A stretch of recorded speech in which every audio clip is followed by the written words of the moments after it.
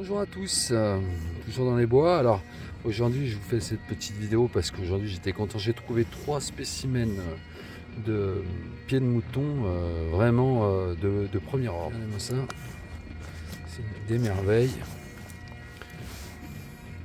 Ils sont vraiment superbes. Je suis assez satisfait, assez content. C'est vraiment le pied de mouton, la bonne taille. Fraîcheur, ils sont pas du tout, ils sont très fermes, ils sont pas du tout attaqués. Voilà, regardez.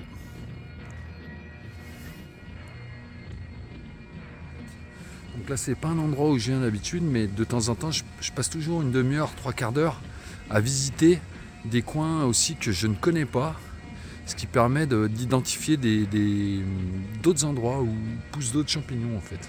Il faut quand même prospecter. Hein. Alors voilà le pied de mouton dans son biotope, vous voyez. Là, on est sur un pied de mouton, j'en suis sûr. Et ben voilà. Donc on était bien sur un pied de mouton.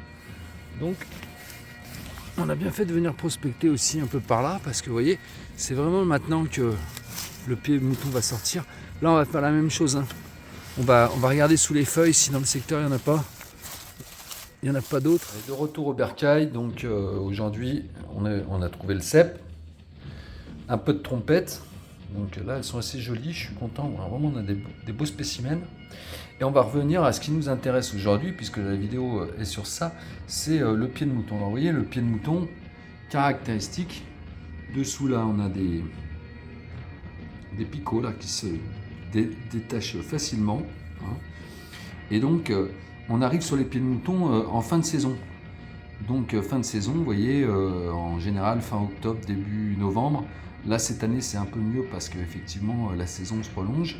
On commence à trouver des pieds de mouton. Alors, ce qui est intéressant, c'est de les prendre de bonne taille. Parce que vraiment, les tout petits, il vaut mieux les laisser pousser, les laisser sur place. Donc, c'est un champignon qui est intéressant, qui est équivalent, je trouve, gustativement à la girole. Moi, j'aime beaucoup le pied de mouton. Alors, je vais vous montrer comment on les nettoie maintenant.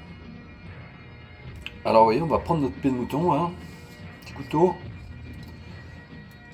J'ai un couteau à champignons, c'est bien pratique. On va couper le pied là, où il y a de la terre. Et après, on va enlever, vous voyez, ça part tout seul. On va enlever tous les picots. Alors ça, ce qui est l'idéal, c'est de le faire directement dans la forêt. Là, je ne l'ai pas fait parce qu'en fait, comment dire, je voulais vous le montrer. Donc, voilà, on enlève les picots, vous voyez. Alors si on n'a pas de couteau comme ça avec une petite brosse, on fait ça avec un pinceau par exemple de cuisine. Voilà, hein, donc on le nettoie proprement. Et là je ne vais pas le laver. Je vais le stocker comme ceci. On va le stocker comme ceci, on va le laver simplement, on va dire, quand on va juste avant la cuisson. Hein, et comme un peu j'avais montré sur les trompettes, sans trop les mouiller. Alors on peut donner un petit coup aussi de ce côté, vous voyez, pour enlever s'il y a un peu de terre. Voilà. Et après, on va les stocker dans une boîte en plastique. On va mettre un petit papier au fond de la boîte, vous voyez. Hop, on lui fait un petit nid. Et voilà. Et après, on peut les stocker. On peut les manger dans les 3-4 jours.